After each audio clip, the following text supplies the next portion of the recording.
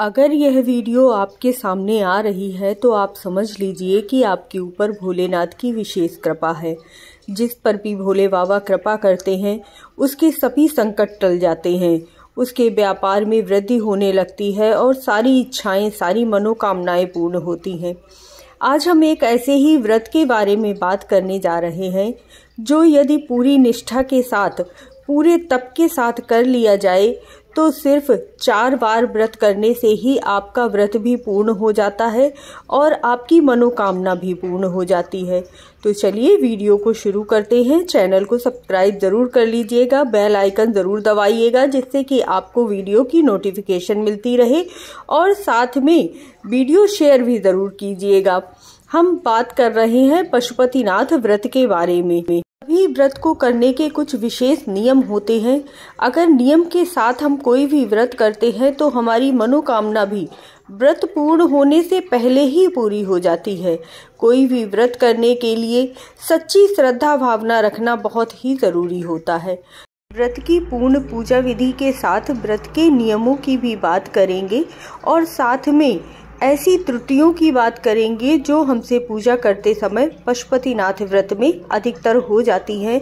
तो अगर वह गलतियां नहीं होंगी तो आपका व्रत जरूर ही पूर्ण होगा। कोई भी व्रत शुरू करने का सबसे पहला नियम होता है व्रत का संकल्प लेना। तो यह कार्य आप चाहें तो सोमवार का व्रत है, पशुपतिनाथ का व्रत सोमवार के दिन किया जाता है, भोलेनाथ का व्रत है ये, तो आप रविवार की शाम को जाकर व्रत का संकल्प ले सकते हैं या फिर आप सोमवार को जब पूजा करने जाएंगे उससे पहले भी संकल्प ले सकते हैं। तो हाथ में थोड़ा सा पुष्प और जल ले लीजिए, अपना नाम, अपना गोत्र और जिस स्थान पर आप बैठे हैं वह स्थान बोलिए, जिस घर में आप रहते हैं वह बोलिए और साथ में ही आपकी जो भी मनोकामना है, जिस मनोकामना के लिए आप इस व्रत को कर रहे हैं, आप उस मनोकामना को बोलिए। कहिए, हे भोलेनाथ, मैं आपका यह पशुपतिनाथ व्रत कर रही हूँ, आप मेरे व्रत को पूर्ण कीजिएगा, मेरे मन में सच्ची श्रद्धा भावना जगाइएगा और मेरे व्रत को पूर्ण करने में मेरा साथ दीजिएगा। इस तरह से बोलते हुए आपको वह पुष्प प्रभु के चरणों में चढ़ा देना है और जो भी आप प्रसाद लेकर गए हैं वह प्रसाद जरूर ही अर्पित कर दीजिएगा। व्रत के नियम बहुत ज़्यादा हैं तो पूरी वीडियो देखिएगा। एक छोटा से छोटा नियम भी बहुत ही ज़्यादा ज़रूरी है। आपको अपने व्रत की शुरुआत करनी है। ध्यान रखिएगा, इस व्रत में आपको सुबह और शाम दोनों समय मंदिर जाना होता है, इसीलिए आपको इतना समय ज़रूर ही निकाल लेना है कि आप सुबह और शाम दोनों समय मंदिर जा पाएँ। सुबह के समय आप अपनी थाली में जितनी भी सामग्री रखेंगे, सारी सामग्री, मैंने पूजा सामग्री की विधि पूरी डाली हुई है कि क्या क्या भोलेनाथ की पूजा में आपको सामग्री ले जानी चाहिए, लेकिन कोई ज़रूरी नहीं है कि आपके पास पूरी ही सामग्री हो। आपके पास जितनी भी पूजा की सामग्री है वह आपको लेकर जानी है। आपको इतना ध्यान रखना है कि आपको इतनी ही सामग्री लेकर जाइए।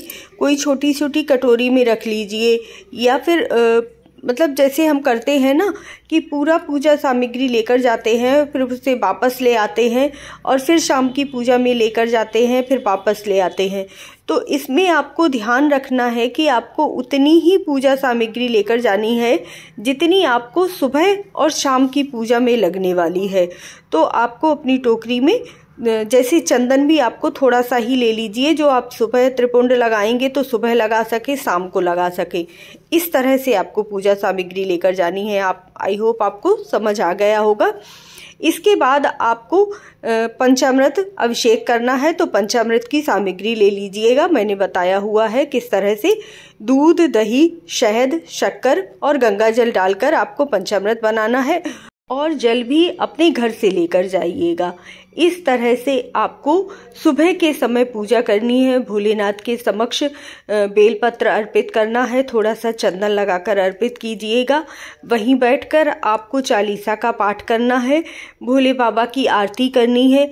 ओम नमः शिवाय मंत्र का या श्री शिवाय नमस्तुभ्यम मंत्र का 108 बार आप जाप कर लीजिएगा। ध्यान रखिएगा कि आप जो भी सामग्री लेकर गए हैं उसी से आपको पूजा अर्चना करनी है। ऐसा नहीं है कि किसी से मांगकर आप कोई भी सामग्री चढ़ाएं। जो आपकी टोकरी में है आपको वही सामग्री चढ़ानी है।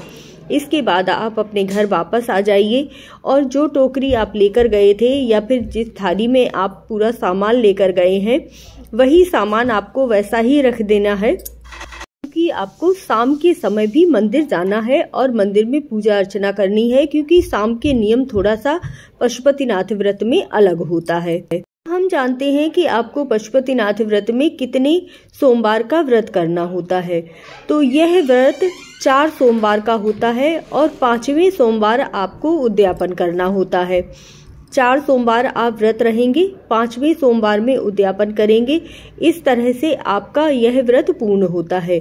यह व्रत आप किसी भी मनोकामना की पूर्ति के लिए ही करते हैं। यह विशेष होता है कि जब आपकी कोई मनोकामना पूरी ना हो रही हो तब यह व्रत किया जाता है। इसीलिए बहुत थोड़े समय में ही भोलेनाथ आप पर कृपा करते हैं, यदि आप यह व्रत बहुत ही नियम के साथ कर लेते हैं तो। दूसरा सवाल होता है कि आपको व्रत शुरू कब से करना है।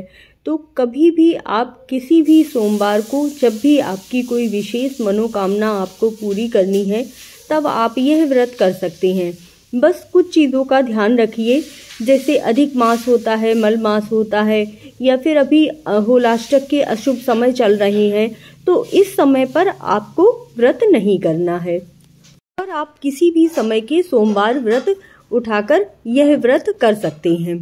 तो शाम के समय आपको कुछ भी मीठा ज़रूर ही बनाना होता है। इसमें आप हलवा बना सकते हैं, सेवइयों की खीर बना सकते हैं, आटे का चूरमा बना सकते हैं, कुछ भी मीठा। इस तरह से आपको कोई भी प्रसाद तैयार कर लेना है और उस प्रसाद को 3 कटोरियों में रखा जाता है। आगे बताऊंगी कि 3 कटोरियों में ही विशेष रूप से कैसे रखना है और कैसे कैसे अर्पित करना है। मैं सूजी का हलवा बना रही हूँ। यही प्रसाद आपको, जो आप निश्चय कर लेंगे कि आपको सूजी का हलवा बनाना है, तो आपको 5 सोमवार तक सूजी का ही हलवा बनाना है। मतलब निश्चित कर लीजिएगा, एक ही प्रसाद आपको 5 दिन तक चढ़ाना है। एक चीज़ और ध्यान रखिएगा कि आपको प्रसाद बिल्कुल भी कढ़ाई में छोड़ना नहीं है। ऐसा नहीं कर सकते हैं कि आप बच्चों को दे दीजिए, थोड़ा सा आपने कटोरी में रख लिया, थोड़ा सा बच्चों को दे दिया। ऐसा नहीं करना है। जितना भी आप प्रसाद बनाएंगे उतना पूरा आपको अपनी कटोरी में डाल लेना है। प्रसाद को बिल्कुल भी घर में बचाकर नहीं रखना है। इसके बाद आप चाहे तो 3 कटोरी में घर से ही कर लीजिए, नहीं तो सुविधा अनुसार आप वहां जाकर भी 3 कटोरी में कर सकते हैं, लेकिन घर से 3 कटोरी लेकर जाइए। इसके साथ ही सबसे ज़रूरी होते हैं 6 दीपक, जो आपको शुद्ध देसी घी के बनाने हैं। और यह दीपक आप मिट्टी का भी ले सकते हैं और आटे का भी दीपक बनाकर ले सकते हैं। दीपक आपको शुद्ध देसी घी का ही जलाना है, ये ध्यान रखिएगा। इसके बाद आपको मंदिर जाना है। जो आपने टोकरी सुबह लगाई हुई थी, जो टोकरी में आपके सामान है, जो भी बचा हुआ सामान है, आपको दोबारा से कोई सामान नहीं लेना है। जो आपकी टोकरी में बचा हुआ सामान है वही पूरा सामान आपको वहां पर अर्पित करके आना है। जो आप प्रसाद लेकर गए हैं उसके 3 हिस्से कर लीजिएगा। जो आप दीपक लेकर गए हैं वह दीपक आपको मंदिर में प्रज्वलित करने हैं। बस ये ध्यान रखिएगा कि आपको 5 दीपक ही प्रज्वलित करने हैं। 6ठा दीपक आपको अपनी टोकरी में वापस रख लेना है। और वह दीपक मैं आगे बताऊंगी कि उस दीपक का आप क्या करेंगे। इसके बाद जल चढ़ाना चाहे तो आप चढ़ा सकते हैं, नहीं तो जल के छींटे लगा दीजिए। शाम के समय जल चढ़ाना जरूरी नहीं होता है। इसके साथ ही जितनी भी आप सामग्री लेकर गए हैं, चंदन है, काले तिल हैं, अक्षत हैं, वह सारी सामग्री आप चढ़ा दीजिए। पूजा करते हुए भोले बाबा के नामों का जाप करते रहिए। शिवाय नमस्तुभ्यम का जाप करते रहिए, श्री शिवाय नमस्तुभ्यम का जाप करते रहिए। ऐसा करने से आपकी पूजा बहुत जल्दी पूर्ण होती है और आपका ध्यान भी पूरी तरह से भोले बाबा के चरणों में लगता है। अब हम बात करते हैं कि आपको इस व्रत में क्या खाना चाहिए। तो आप कुछ भी खा सकते हैं, फलाहार खा सकते हैं, जूस पी सकते हैं। अगर नहीं हो पा रहा है तो चाय वगैरह पी सकते हैं। कॉफ़ी मत पीजिएगा, कॉफ़ी शुद्ध नहीं मानी जाती है। चाय पी सकते हैं, फलाहार कर लीजिए। मखाने की खीर या मखाने से बनी हुई चीज़ ले सकते हैं। नमक का सेवन बिल्कुल भी नहीं किया जाता है। तो इस तरह से आपको अपना सुबह के समय कुछ भी खा लीजिए और शाम के समय का अभी मैं बताऊंगी कि आपको क्या खाना है और कैसे व्रत करना है। तो इस तरह से आपको अपनी शाम की पूजा अर्चना करनी है। इसके बाद जो आप प्रसाद लेकर गए हैं उस प्रसाद को 3 भागों में कर लीजिए और भोले बाबा के समक्ष आगे कर अपनी मनोकामना बोलिए और भोले बाबा को भोग अर्पित करते हुए उन्हें कहिए कि भोले बाबा ये मेरी मनोकामना है, मेरी कामना को पूर्ण कीजिएगा और इस भोग को, इस प्रसाद को स्वीकार कीजिएगा। इसके पश्चात आप अपने दीपक प्रज्वलित कर लीजिए या इससे पहले ही अपने दीपक प्रज्वलित कर लीजिए। और इसके बाद आपको ध्यान रखना है कि आपको 5 दीपक प्रज्वलित करने हैं। जो छठा दीपक है वो आपको बिना जलाए ही अपनी कटोरी में वापस लेकर आ जाना है। अगर आप करना चाहें तो आरती कर सकते हैं, नहीं तो कोई ज़रूरी नहीं है।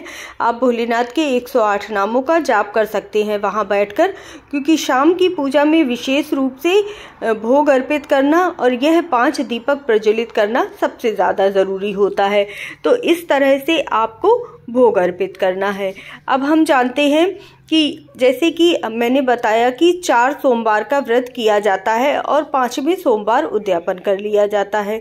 तो यदि कोई व्रत आ जाता है, जैसे एकादशी का व्रत रहता है, कोई प्रदोष का ही व्रत रहता है या मासिक शिवरात्रि का ही व्रत रहता है, तो ऐसे में आपका जो यह व्रत है पशुपतिनाथ का व्रत है, आपका काउंट नहीं होगा। ध्यान रखिएगा, आपको वह व्रत अपना करना है जो आप करते आ रहे हैं और पशुपतिनाथ का व्रत आप अगली बार कीजिए।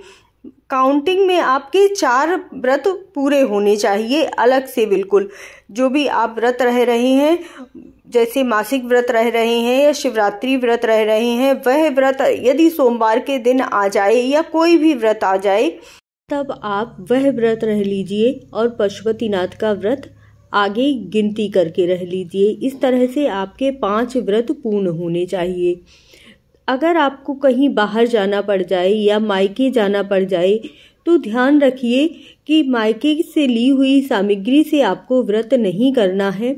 जो आपके पति यानी कि ससुराल में जो सामग्री है उसी से आप अपना व्रत करेंगे।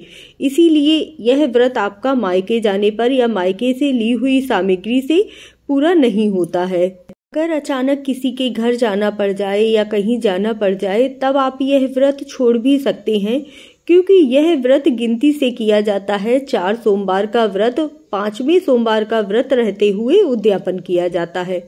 सामग्री ले जाते हुए आपको यह ध्यान रखना है कि जितनी सामग्री आप घर से लेकर जा रहे हैं, सुबह के समय, शाम के समय पूरी सामग्री चढ़ाने के बाद आपको पूरी सामग्री अर्पित कर देनी है, वापस लेकर नहीं आनी है। यहाँ तक कि माचिस भी अपने घर से लेकर जाइएगा। जो दीपक प्रज्वलित करोगे आप शाम के समय, वह दीपक आपको अपनी माचिस से ही प्रज्वलित करनी है। तथा जो सबसे महत्वपूर्ण नियम होता है कि जो आप 6 दीपक लेकर जाएंगे, तो अक्सर क्या होता है कि 5 दीपक आपने प्रज्वलित कर दिए और छठा दीपक आपकी टोकरी में ही रखा रह गया। ऐसा नहीं होना चाहिए। 5वां दीपक आपको भोलेनाथ के सामने, जो छठा दीपक है ना, वह भी भोलेनाथ के सामने रखना है, वहां पर अपनी टोकरी से निकालकर। जब आप घर वापस आएंगे तो घर आते हुए अपनी देहरी पर आपको इस दीपक को प्रज्वलित करना है। अपने घर की आरती उतारनी है। आरती गानी नहीं है, बस आरती उतारिएगा, हाथ जोड़िएगा कि भगवान मेरे घर में अन्न धन की कभी भी कमी ना हो। यह दीपक आपको अपने घर में दाहिने तरफ जलाना है। जैसे आप अंदर आ रही हैं ना, तो जिधर भी आपका सीधा हाथ है उस तरफ आपको जलाना है। जो आपने प्रसाद के 3 हिस्से किए थे, वह 2 प्रसाद के हिस्से आप वहीं छोड़कर आ जाएंगे और तीसरा हिस्सा आप घर लेकर आएंगे। घर आते ही सबसे पहले आपको वह प्रसाद स्वयं ही ग्रहण करना है। किसी को भी वह प्रसाद बिल्कुल भी नहीं देना है। जितना भी आप प्रसाद बनाएंगे उसे स्वयं ही ग्रहण करेंगे। ध्यान रखिएगा, यह आपकी मनोकामना है, इसीलिए नियमों का भी विशेष ध्यान रखिएगा कि आपको प्रसाद उतना ही बनाना है जितना कि आपको मंदिर लेकर जाना है। प्रसाद को आपको स्वयं ही ग्रहण करना है। दीपक आप 6 जलाएंगे, उसमें से 5 दीपक मंदिर में प्रज्वलित करेंगे और छठा दीपक जो घर लेकर आएंगे उसे भी भगवान शिव के सामने समर्पित जरूर ही करेंगे और उसके बाद अपनी देहरी पर आकर वह दीपक आप जलाएंगे। जिस मंदिर में आपने संकल्प लिया है आपको 5 पशुपतिनाथ के व्रत तक उसी में मंदिर में जाकर पूजा करनी है। ऐसा नहीं है कि आज एक मंदिर में कर ली, दूसरे दिन दूसरे मंदिर में पूजा कर ली। इस चीज का आपको विशेष ध्यान रखना है। व्रत की उद्यापन विधि भी जल्दी ही लेकर आऊंगी, तो पूरी वीडियो जरूर देखिएगा। और यह व्रत आपको तभी समझ आएगा जब आप वीडियो पूरी देखेंगे। चैनल को सब्सक्राइब जरूर कर लीजिएगा। ओम नमः शिवाय।